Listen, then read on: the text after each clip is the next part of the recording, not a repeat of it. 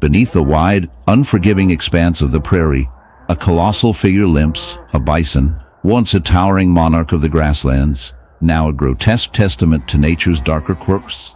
His enormous, shaggy frame is scarred by a wound so horrific it seems almost unreal. A grotesque hive of bees festers within a mangled nest of torn flesh and pus. This horrific infestation festers, an unnatural marriage of beast and insect, a hive embedded in living tissue, throbbing with raw, sickly life. The sight arrests your breath, both revolted and mesmerized by a living wound that pulses with 1,000 tiny bodies swarming in chaotic harmony. This is no ordinary injury. It is a surreal battlefield where biology warps into something grotesquely symbiotic, with a stench acidic and sharp enough to choke the air around the stricken giant. Here lies a bison, broken by nature's cruelty, and perhaps, unknowingly, by human ignorance, bearing the heavy burden of survival twisted into torment. The beehive, banded tightly into the raw gash, spreads like a gruesome patchwork quilt of venom and decay. The bees, far from their usual harmless hum, have transformed into both attackers and scavengers. They invade the wound, extracting fluids, laying eggs, thriving on what should be a signal of suffering, yet they prosper, a paradox of life feeding on life's pain. These bees are not merely flying insects. Beneath the blurred veil of the tranquil countryside, where horses usually move with grace and nobility, lies a grotesque spectacle that chills the spine. A horse, magnificent once, now marred by a horrific hive encrusted across its flank. This is no ordinary wound. It is a living, pulsating infestation of bees, a chaotic colony that has colonized the flesh itself. Imagine, if you will, a bubbling, hive-like tumor swollen with wax and angry insects, their tiny bodies endlessly toiling, stinging, and defending their bizarre fortress on living mammal skin. The sight is simultaneously fascinating and repulsive, evoking a primal discomfort at the unnatural marriage of insect and horse. The thick, crusty buildup is a nightmare of hardened propolis, sticky nectar remnants, and gnarly honeycomb structures, an organic horror story sculpted from nature's most industrious architects. The phenomenon of bee infestation in horses is an extraordinary, disturbing deviation from typical parasitic behaviors. Bees, normally the diligent pollinators of flowers, have here turned their biological purpose inside out. The horse wound acts as a colony site, a bizarre habitat formed from injuries or skin lesions that fail to heal, allowing bees to illegally set up home. The colony thrives amid inflamed tissue, drawing nutrients from the horse's blood supply, while the buzzing in the icy expanse of the Arctic, where the sun barely pierces the perpetual twilight, a creature of majestic power and grace roams the frozen landscape. The polar bear, a symbol of the wild, is often seen as a beacon of strength and resilience. But beneath this veneer of beauty lies a harrowing reality that few have witnessed, a reality that reveals the darker side of nature's design. Imagine, if you will, a polar bear lumbering across the ice, its thick white fur glistening in the pale light.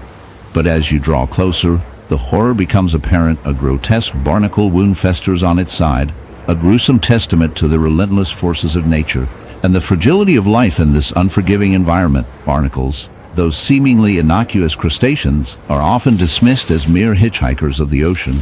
Yet, when they invade the body of a polar bear, they transform into a nightmarish affliction.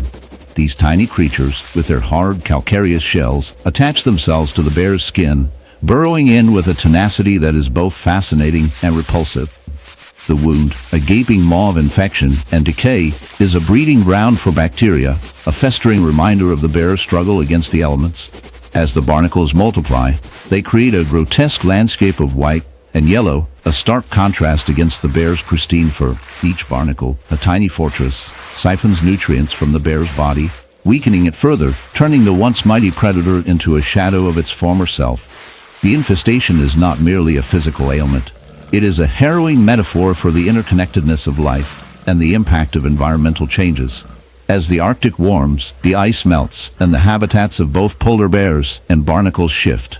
The barnacles, thriving in warmer waters, find their way to the bears, exploiting in the icy expanse of the Arctic, where the sun barely pierces the perpetual twilight.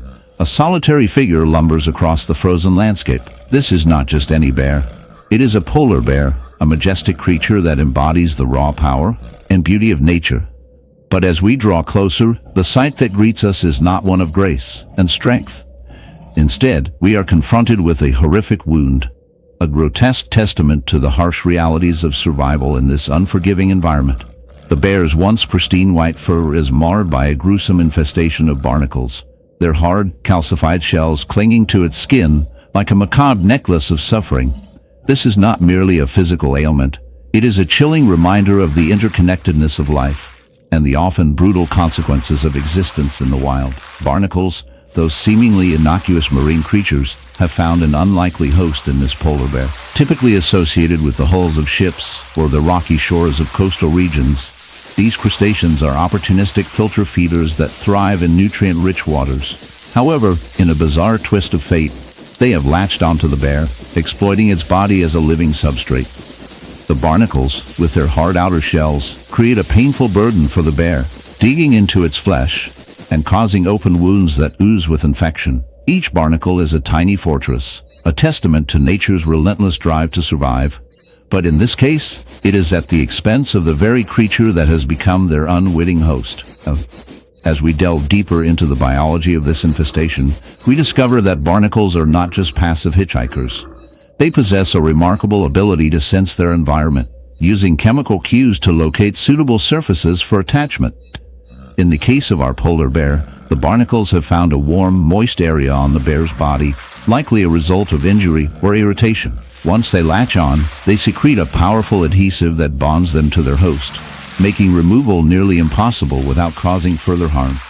The bear, already struggling to navigate the challenges of its environment, now faces the added burden of these parasitic invaders, which can lead to severe infections and even death if left untreated. The sight of barnacles festering on the bear's skin is not just a visual horror.